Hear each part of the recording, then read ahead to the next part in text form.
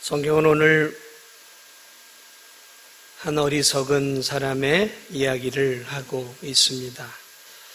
여기서 이 어리석은 사람은 우리가 생각하는 일반적인 그러한 어리석은 사람을 이야기하고 있지 않습니다. 일반적으로 좀 상식이 부족하거나 또는 합리적이지 못한 사고를 갖고 있거나, 그래서 늘상 손해보는 삶을 살아갈 때 우리는 아유, 저 사람 참 어리석다라고 이야기를 하죠. 슬기롭지 못하거나 둔한 그러한 우리가 알고 있는 어리석은 자에 대해서 말하고 있는 것이 아니라, 오늘 본문에는 영적으로 좀 어리석은 사람에 대한 부분을 이야기하고 있습니다. 전체적으로 이 본문에서 어리석은 사람에 대한, 특별히 영적으로 어리석은 사람이 어떤 사람인지를 성경이 가르쳐 주고 있습니다. 오늘 이 본문을 보면 어리석은 사람, 영적으로 어리석은 사람은 자신이 얼마나 어리석고 부패한 마음을 가지고 있는지 알지 못한 채 신앙생활 또 인생을 살아가고 있다라고 말하고 있습니다. 그러니까 자기가 얼마나 미련한 인생인지, 자기가 얼마나 부패하고 하나님 앞에 어리석은 인생인지를 전혀 모르고 인생을 살아간다는 것이죠. 바보한테 너 바보지? 하고 물어보세요. 그럼 바보가 뭐라 그럴까요? 오, 나 바보야. 이렇게 얘기할까요? 아니요. 바보한테 너 바보지? 하면 바보 아니라 그래요. 여러분이 저한테 바보지? 한번 해보세요. 그럼 제가 뭐라고 대답할 것 같아요? 네, 저 바보예요. 그러면 여러분은 저를 바보로 생각할까요? 그렇게 생각하지 않아요. 바보는 자기를 바보라고 생각하지 않아요. 바보지라고 했을 때 네, 바보예요 라고 대답을 한다면 그 사람은 사실 바보가 아니에요. 마찬가지입니다. 하나님 보시기에도 어리석은 사람들이 많아요. 이 사람들의 특징은 뭐냐면 자기가 어리석다라는 걸 몰라요. 하나님을 믿는 사람이든 또 교회를 다니는 사람들 가운데에도, 믿지 않는 사람들 가운데도 어리석은 사람들이 많이 있어요. 이 어리석은 사람들에게 당신 참 어리석다라고 하면 절대로 자기 어리석다고 생각하지 않습니다. 그래도 자기는 그래도 중간은 간다라고 생각을 해요. 어리석은 사람은 절대로 자기를 영적으로 어리석다라고 생각하지 않습니다. 그러면 내가 어리석은 사람인지 아닌지를 어떻게 알 수 있는가? 오늘 성경은 어리석은 사람의 몇 가지를 이야기를 하고 있어요. 이걸 통해서 우리가 내가 어리석은지 안 어리석은지를 알 수 있는데, 먼저 첫 번째 특징은, 이 어리석은 사람의 특징은 자기 자신을 의지하는 삶을 살아가요. 하나님을 의지하지 않고 자기 자신을 의지하며 살아가는 사람들이죠. 예레미야 2장 13절에 보면 하나님이 이스라엘 백성들을 향해 이렇게 얘기합니다.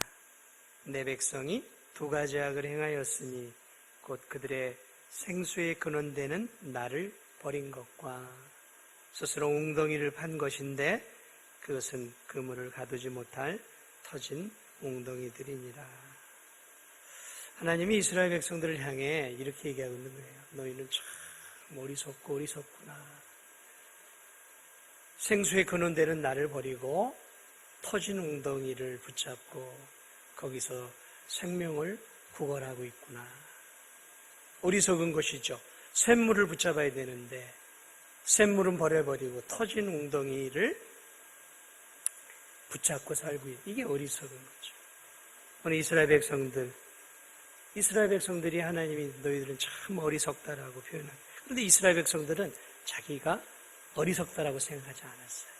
그들은 자기가 하나님을 잘 믿고 똑똑하고 선민이고 천국 갈 존재라고만 생각을 하고 있었던 것이죠. 근데 하나님이 뭐라고 얘기하고 있냐면 너희는 엉뚱한 것을 붙잡고 살아가고 있는 어리석은 자들이구나. 이처럼 어리석은 자의 전형은 생명을 주시는 참 하나님을 신뢰하지 않습니다. 교회를 다닌다고 하나님을 믿는 것은 아니에요.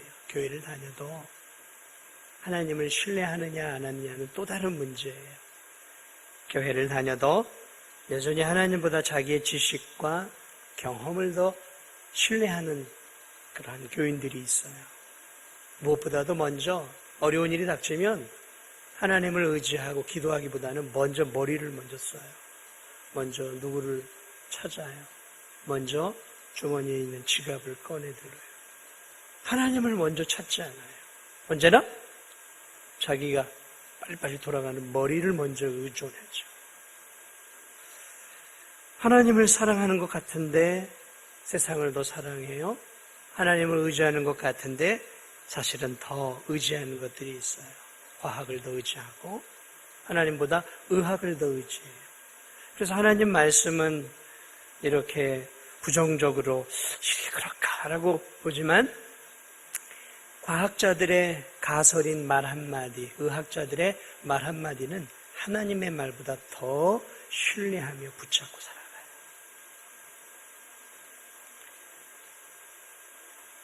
교회에서는 참된 생명과 은혜를 주시는 하나님을 믿는 척하지만 실제적인 삶 속에서는 하나님보다 물질을 더 신뢰하고 의지하고 내 경험과 내 지식과 내 주변에 있는 사람들을 더 붙잡고 그것을 자신의 진정한 힘으로 믿고 살아가요. 근데 입으로는 하나님을 신뢰한다라고 말하고 있죠. 이게 이스라엘 백성들의 모습이어서 터지는 웅덩이를 붙잡고 살아가는. 오늘 13절에 그 이야기를 하고 있어요. 이스라엘의 소망이신 여호와여 무릇 주를 버리는 자는 다 수치를 당할 것이야. 주를 버리는 자. 무릇 여호와를 떠나는 자는 흙에 기록이 되오리니 이는 생수의 근원이신 여호와를 버림이니라. 그러니까 어리석은 자의 진정한 특징은 뭐냐면 하나님을 믿고 하나님을 의지한다라고 입술로는 고백할 수 있고 교회는 나올 수 있지만 실제적인 삶 속에서는 하나님보다 눈에 보여지고 실제적으로 내게 도움이 되는 이 물질 또는 어떤 지식, 어떤 나를 도울 수 있는 힘이 있는 사람 이런 것들을 실제적으로 더 의지하고 있다면 그는 어리석은 사람이라는 거죠. 이 어리석은 사람의 두 번째 특징은 뭐냐면 자기 자신을 생각보다 꽤 괜찮은 사람, 자기 자신을 생각보다 꽤 괜찮은 신앙인이라고 생각하는 사람이에요. 나는 좀 괜찮아. 자기 자신이 죄로 오염되어서 머리부터 발끝까지 완전하게 부패되어 있지 못한, 완전하게 부패되어 있다는 사실을 인식하지 못하는 세상 사람들은 두말할 필요가 없어요. 그런 사람은 어리석은 거죠, 영적으로. 그러나 오늘 이 예레미야에서 나오는 내용들은 하나님을 믿는다고 믿고 있었던 이스라엘 백성들을 향한 질책이에요. 그렇기 때문에 이들이 하나님을 몰랐느냐? 모르지 않았어요. 하나님을 예배하지 않았느냐? 예배했어요. 그럼에도 불구하고 오늘 성경엔 이 어리석은 자들을 이스라엘 백성들이다라고 생각한다, 말하고 있는 거죠. 이스라엘 백성들은 자기 자신을 생각보다 괜찮은 신앙인이라고 생각들을 하고 있었어요. 나 정도 되면 하나님이 기뻐하시는 사람이야. 나는 저 성도들보다는 그래도 신앙이 조금 더 나아. 그래도 저렇게 부정한 짓은 하지 않았어라고 자기의 신앙을 꽤 괜찮은 또는 평균 그 정도 선으로 자기의 신앙을 생각하고 있다는 것이죠.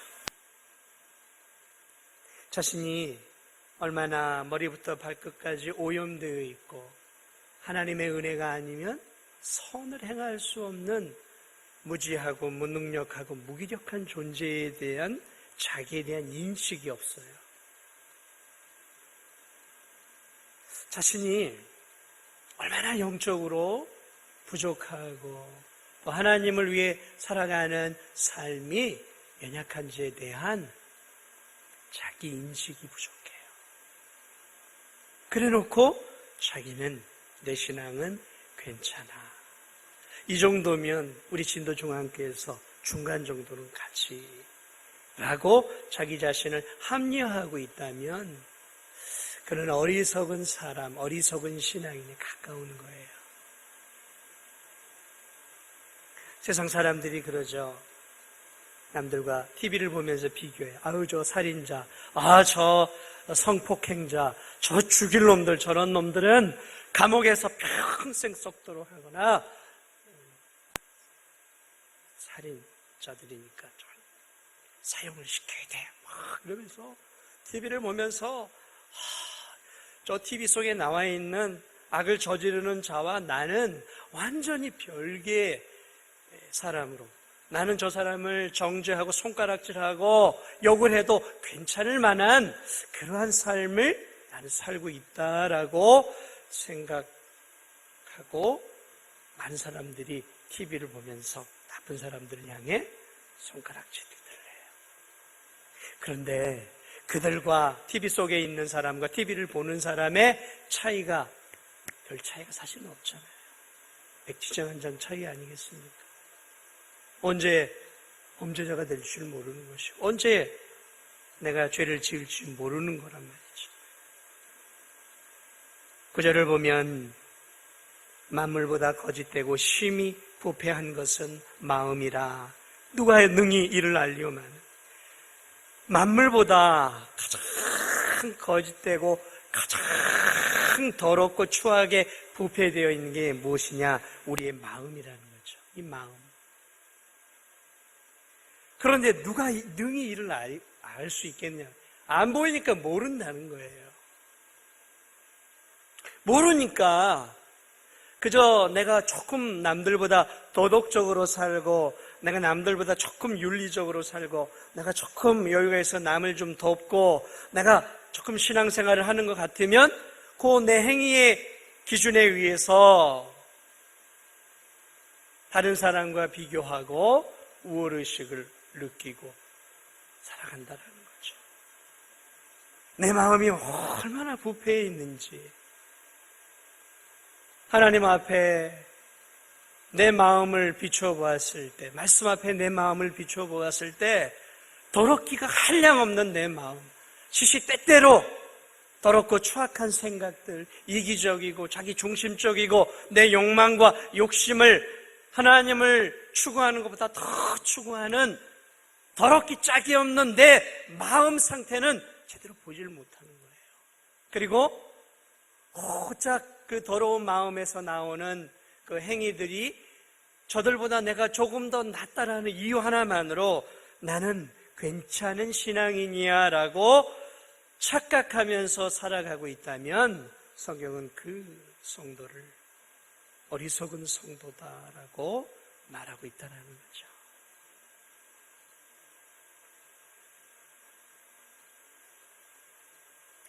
자신의 건강을 과신하고 과시하는 사람들이 있어요.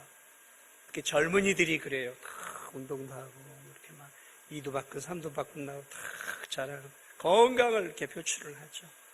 그런데 그가 진짜로 건강한 것인가는 CT나 MRI 또는 초음파를 통해서 그의 몸 구석구석을 다 살펴본 다음에 해도 늦지 않아요. 아무리 건강한 사람 겉도 보기에는 우람한 체격을 갖고 있고 젊음이 넘쳐 흐르지만 이 몸속 어딘가에서 암세포가 급속하게 자라고 있는 사람도 있고 종양이 있는 사람도 있고 우리가 알고 있는 것처럼 코로나 균이 번식해서 곧 음성에서 양성으로 곧 바뀔 사람도 있다는 거죠. 그런데 지금 당장에 내 모습으로 나는 건강하고 나는 다른 사람보다 훨씬 더 건강한 사람이야 라고 말을 하는 것. 어리석은 사람이죠. 그와 같다라는 것이죠.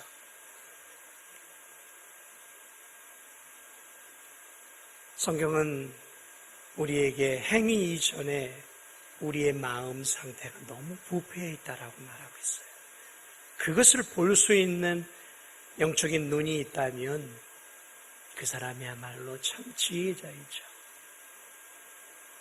오늘 어리석은 자의 특징은 필연적이겠죠. 마음이 부패하니까 삶 속에서도 죄악의 열매들을 맺어내요.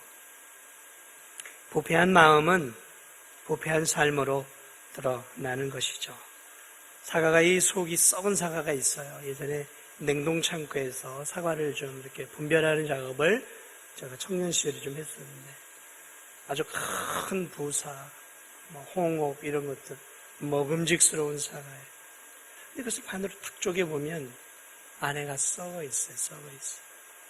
그리고 그 썩어 있는 것들이 점점 이렇게 퍼져 나와서 겉으로 슬쩍 표출이 되어 있어요. 그러니까 조금만 더 놔두면 완전히 이제 다 썩는 것이죠. 이처럼 마음이 썩어 있고 부패되어 있는 사람의 특징은 자연스럽게 그것이 삶을 통해서 이렇게 나오게 되어 있는 것이죠. 아무리 속이려고 해도 부패한 사람의 삶은 조금씩이라도 나와 있는 것이죠. 그래서 11절을 보면 불의로 치부하는 자는 자고새가 낳지 아니한 알을 품은 같아서 쭉 이야기를 합니다. 불의한 삶을 살게 된다는 거예요. 불의한 삶. 하나님이 어디 있느냐? 어리석은 생각에서 멈추지 않아요. 이 마음이 하나님보다 다른 걸 더 사랑하고 하나님보다 자기 자신을 더 의지할 뿐만 아니라 삶을 통해서도 하나님 기뻐하지 않는 불의한 삶을 살아가기 시작하는 거죠. 이 양태는 다 달라요. 잠깐 거짓말 정도만 하는 사람도 있고 사기까지 치는 사람도 있고 폭행까지 저지르고 때로는 살인까지 저지르는 그러한 경우까지도 나아갈 수 있죠. 그러나 사실은 그것이 경중의 차이가 있는 것이지 마음의 부패에서부터 다 나온다는 거예요. 어떤 삶으로요? 불의한 삶으로. 불의한 삶. 하나님이 기뻐하지 않는 삶. 우리는 그것을 단순하게 죄를 짓는 삶, 바깥에서 폭력을 휘두르고 상해를 하는 삶으로만 보지 않아요. 우리는 그것이 거룩하게 사는 것 같지만 내가 하나님의 영광을 위해 살지 않고 나 자신을 위해 사는 삶도 불의하다라는 것을 우리는 성경을 통해 알죠. 불의하다라는 것은 하나님이 기뻐하지 않는 삶이에요. 불의하다라는 것은 나 자신을 위해서 사는 삶이에요. 그렇기 때문에 어쩌면 여러분들은 세상 사람들에 비해서는 대단히 탁월한 삶을 살 수 있어요. 다른 사람들에게 인정을 받는 삶이 될 수 있어요. 그러나 하나님의 눈에 보기에 여전히 불의할 수도 있다는 거죠. 왜 그럴까요? 불의하다라는 건 나를 위해 사는, 나의 만족을 위해 사는 것, 하나님이 아니다 나 자신을 의지하고 눈에 보이는 세상의 물질이나 힘을 더 내가 신뢰하고 살아가고 있다면 이 삶은 불의한 삶이에요. 자, 어쨌든 불의한 사람은 자기 자신이 불의하다는 것, 자기 자신이 부패해 있다라는 사실을 전혀 알지 못한 채 어리석은 자는 인생을 살아간다라는 거죠. 이게 오늘 이 본문에서 우리에게 주는 중요한 그런 교훈입니다. 자, 그런데 자기 자신도 내가 불의하고 어리석은 자인지 모르고 주변에 많은 사람도 많은 성도도 내가 불의하고 어리석은 사람인지를 모를 수 있어요. 또 대부분 몰라요. 눈에 잘 드러나지 않아요. 그런데 오늘 성경은 이렇게 얘기합니다. 아무도 네가 불의한지 너 자신도 몰라도 네가 불의하고 어리석은 자인지 누구는 아시느냐? 바로 하나님은 너를 잘 알고 계신다라고 말하고 있어요. 여기에 이 오늘 본문의 두 번째 중요한 진리죠. 너 자신도 네가 어리석은 삶을 살아가고 있고 미련한 길을 향해 가고 있고 다른 사람도 네가 어리석고 미련한 길을 가는 것을 모르지만 하나님은 네가 어리석은 길을 가고 있고 불의한 길을 가고 있다는 사실을 정확하게 알고 계신다라고 오늘 성경의 진리가 우리에게 가르쳐주고 있는 것이죠. 이게 무서운 것이죠.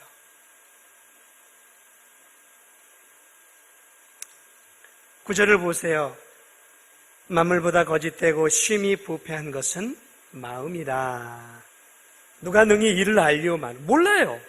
그러나 10절 보세요. 나 여호와는 심장을 살피며 폐부를 시험하고 각각 그의 행위와 그의 행실대로 보응하느니. 여호와는 한 인간의 심장과 폐부를 시험하고 살피시는 분이에요. 마치 저 MRI나 그 CT 같은 것들로 우리 몸 깊숙한 곳을 이 사람이 몸에 이상이 있는지 없는지를 깊이 살펴서 찍어내잖아요.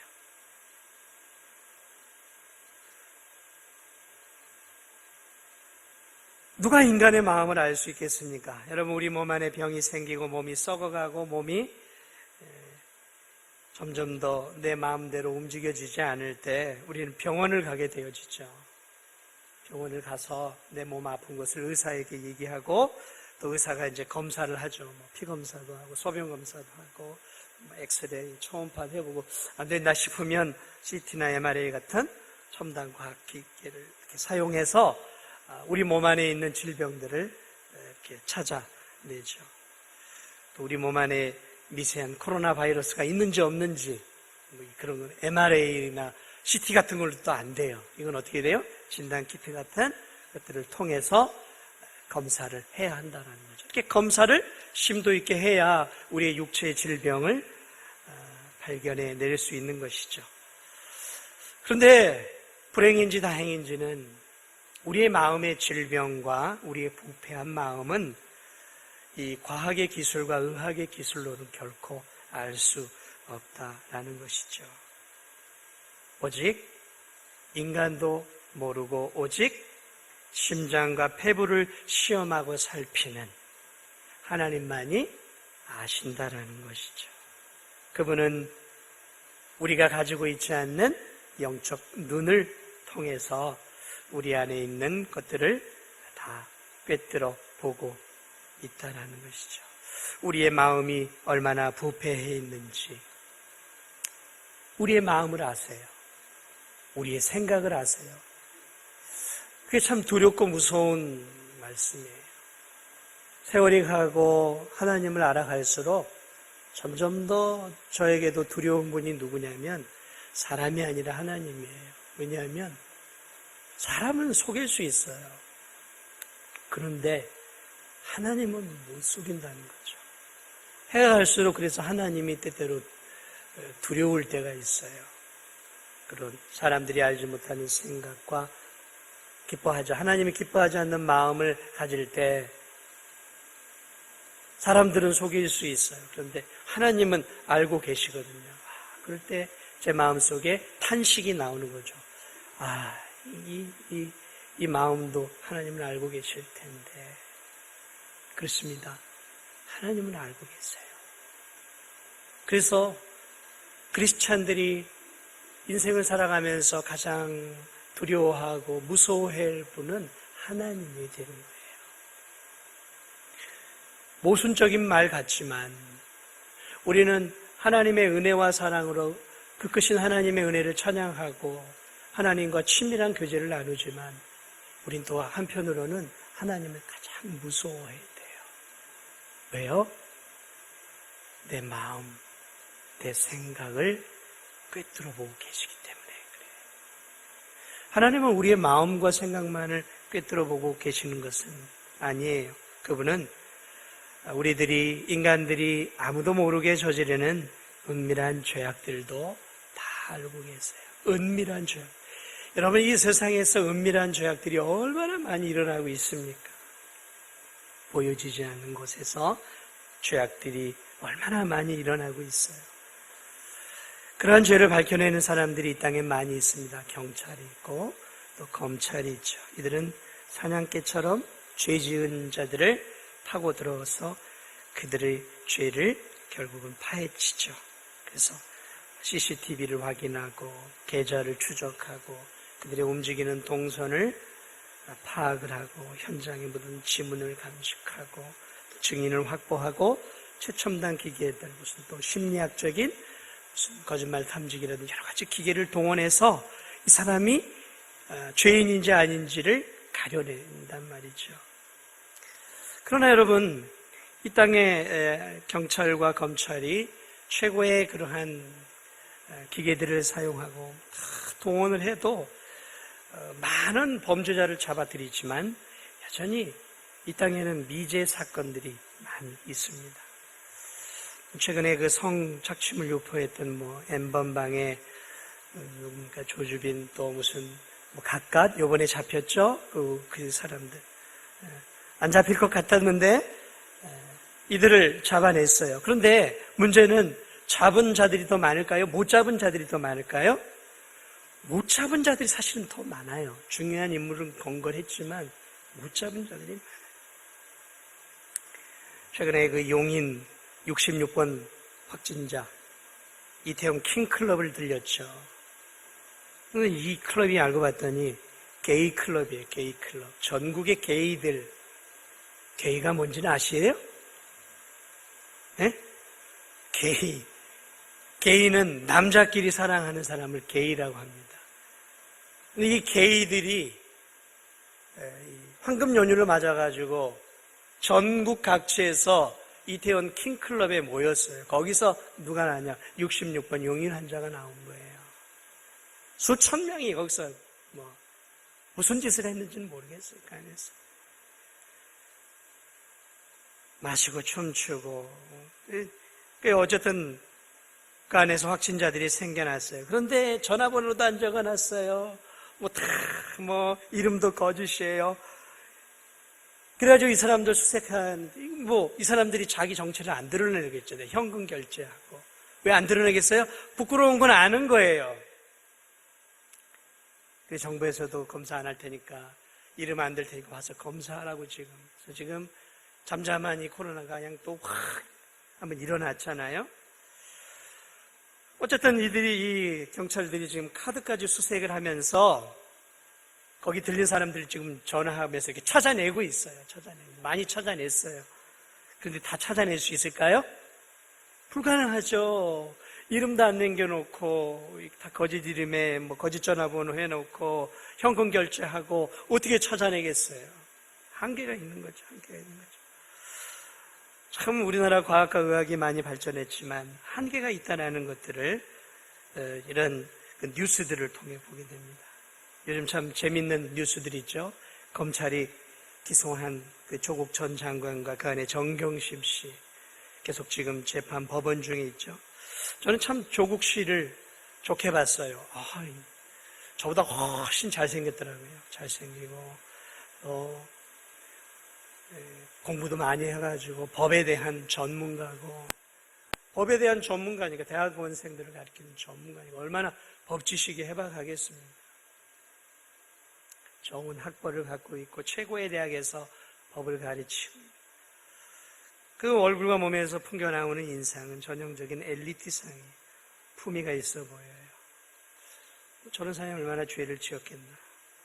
이 검찰을 통해 드러난 사실을 통해서 저 사람이 나하고 별 차이가 없는 죄인이구나라는 사실들을 이렇게 깨달아보게 돼요. 고등학교 다니는 아이들 이렇게 무슨 좋은 대학 스펙 쌓기 위해서 서로 아는 대학 교수들끼리 이렇게 품앗이를 해주는 거예요. 논문 같은 거. 무슨 고등학생들이 무슨 대학생들과 해서 무슨 논문 제일 저자가 되겠습니까? 불가능한 일이에요, 사실은. 있을 수 없는 일이고요. 그래서 그렇게 버젓이 그런 일들을 저질러 놓고 그런 것들이 윤리적으로 하나둘씩 들어오고 참 답답한 것은 그 조국 씨가 나는 내 자식들이 이렇게 한 것은 몰랐습니다 라고 오리발을 내밀고 있는 모습들을 보면서 그런 부분들을 느끼는 것이죠. 인간은 참 죄인이구나. 법을 전공하고 사람들에게 또 앞으로 법으로 다스릴 그러한 좋은 인재를 키워내는 사람이 이렇게 법망을 피해서 이렇게 살아가고 있구나. 딱 잡아떼고 있는 그런 모습들을 지금 드러나고 있지만 드러나지 않는 죄도 있겠죠. 다 드러낼 수 있겠습니까? 살아있는 권력의 최측근인데 방해가 얼마나 많겠어요? 방해하기 위해서 얼마나 많이 지금 검찰을 위협하고 있습니까? 다 드러내는 거 쉽지 않아요. 다 드러날 수도 없어요. 이게 현실이에요. 그렇습니다. 분명한 것은 경찰, 검찰도 이 세상의 죄인들의 죄를 다 밝혀내는 것은 무리예요. 불가능합니다. 한계가 있어요. 법리적, 시간적, 조사 인력의 과학의, 공권력의 방해, 다양한 이유들로 인해서 모든 사람의 죄를 드러낼 수는 없습니다. 그러나 여러분 기억하십시오. 오늘 성경에 나 여호와는 심장을 살피고 폐부를 시험하신 하나님이에요. 무슨 말씀입니까? 우리의 마음 깊숙한 곳, 그 어느 누구도 들어갈 수 없는 내 마음 깊은 곳에서 내가 은밀하게 나 혼자만 스쳐 지나가듯 생각하는 그 나쁜 생각조차도, 때로는 나 자신도 스쳐 지나가듯 생각하고 잊어버린 것조차도 하나님은 다 알고 계시다는 거예요. 여기에 하나님의 하나님 되심이 있다는 것이죠. 많은 죄악들이 묻혀갈 겁니다. 그리고 그들이 떠나가겠죠. 그러나 그 감추어진 죄악들이 언젠간 때가 되면 드러나게 될 겁니다. 시편 139편 기자는 이렇게 얘기합니다. 내가 주의 영을 떠나 어디로 가며 주의 앞에서 어디로 피하리까? 내가 하늘에 올라갈지라도 거기 계시며 스월에 내 자리를 펼지라도 거기 계시며 내가 새벽 날개를 치며 바다 끝에 가서 거주할지라도 거기서도 주의 손이 나를 인도하시며 주의 오른손이 나를 붙드시리이다.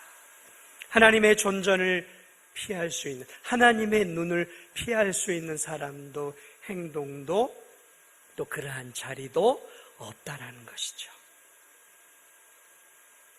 그렇습니다. 이 땅에는 미제 사건이 많아요. 범죄자들도 죄 없는 자처럼 떳떳하게 살아가는 세상입니다.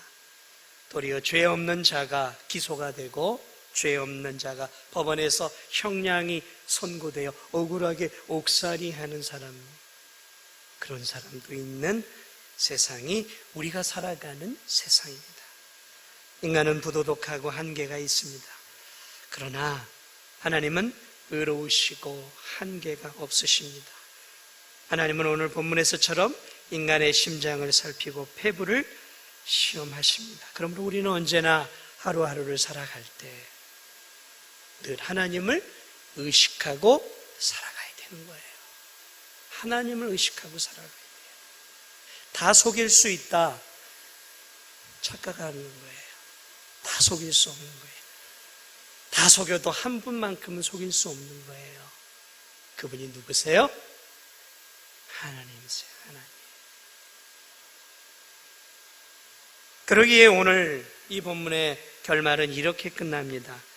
오늘 결말은 어떻게 끊어지냐면 결국 오늘 이 성경은 어리석은 자, 자기가 어리석은 자인지도 모른 채 죄악의 길, 죽음의 길을 걸어가는 자들의 결말에 대한 부분을 이야기해 주고 있어요.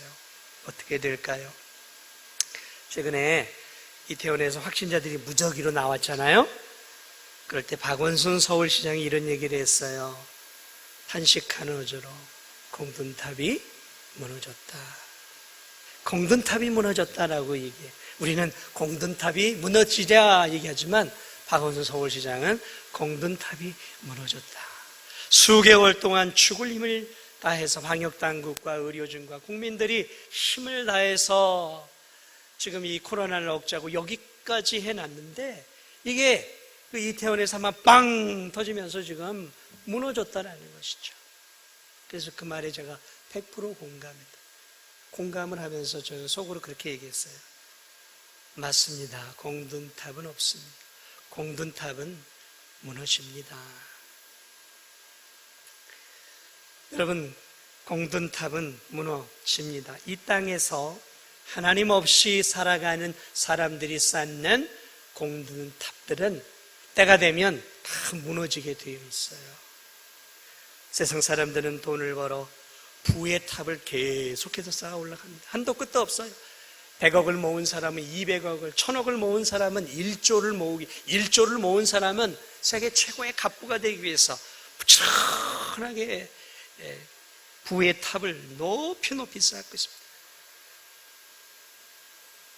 온갖 권모 술수를 동원해서 어떤 사람들은 권력의 탑을 계속해서 쌓고 견고하게 만들어가고 있어요. 견고하게. 우리는 알아요. 역사를 통해 알아요. 그렇게 높이 쌓았던 권력의 탑도 한순간에 와장창창 무너지는 것이죠.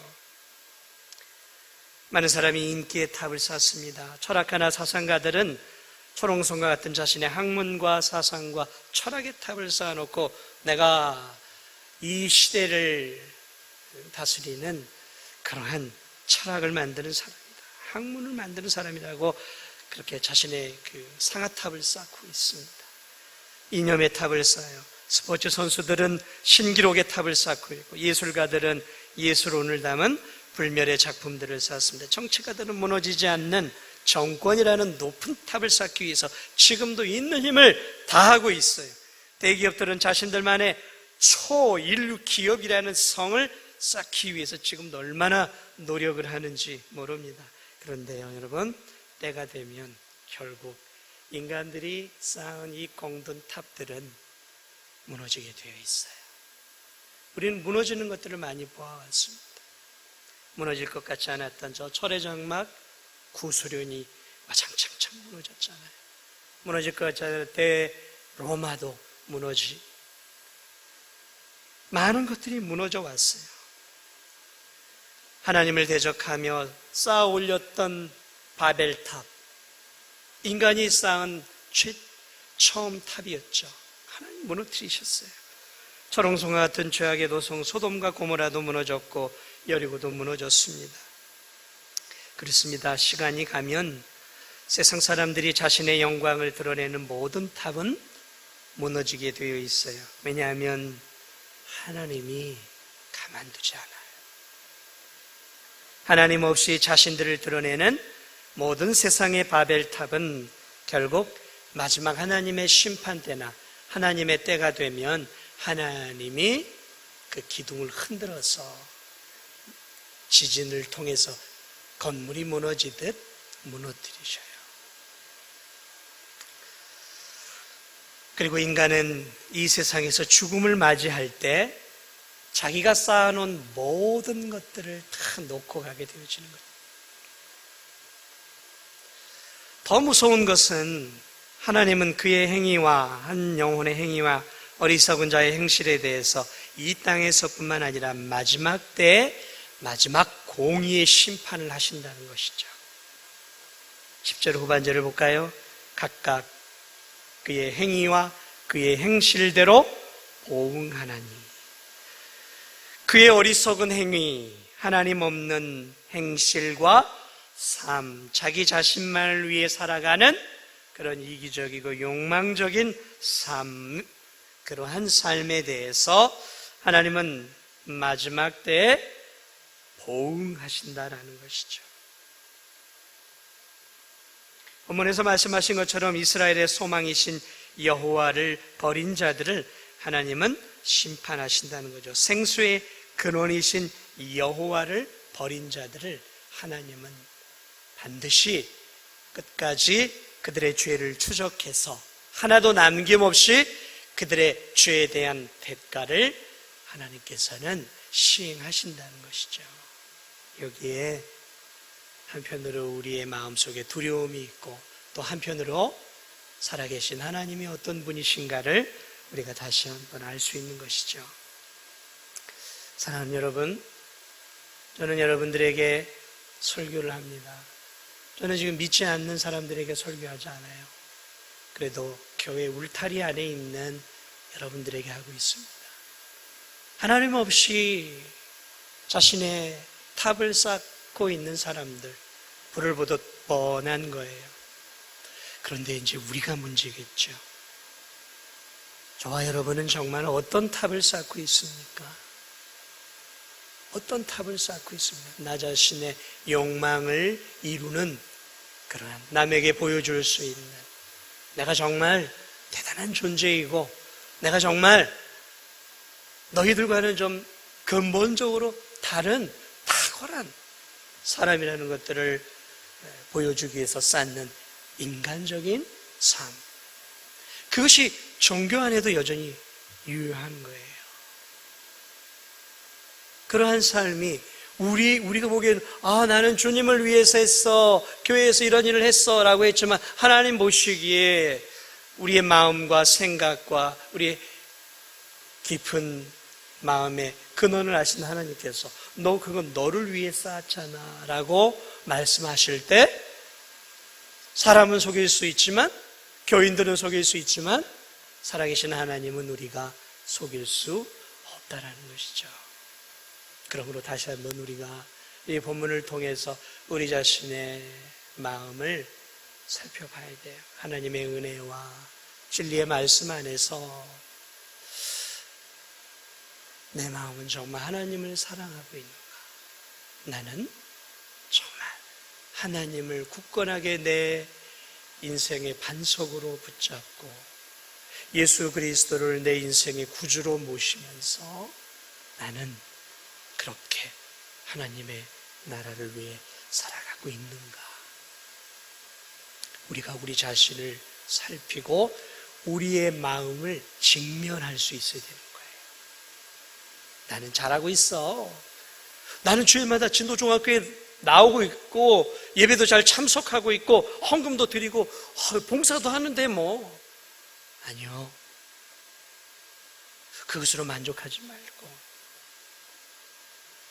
겸손한 마음으로 하나님 말씀 앞에 내 심장과 내 마음과 그리고 내 삶을 하나님의 진리의 말씀 앞에 이렇게 비추어 와야 한다라는 것이죠.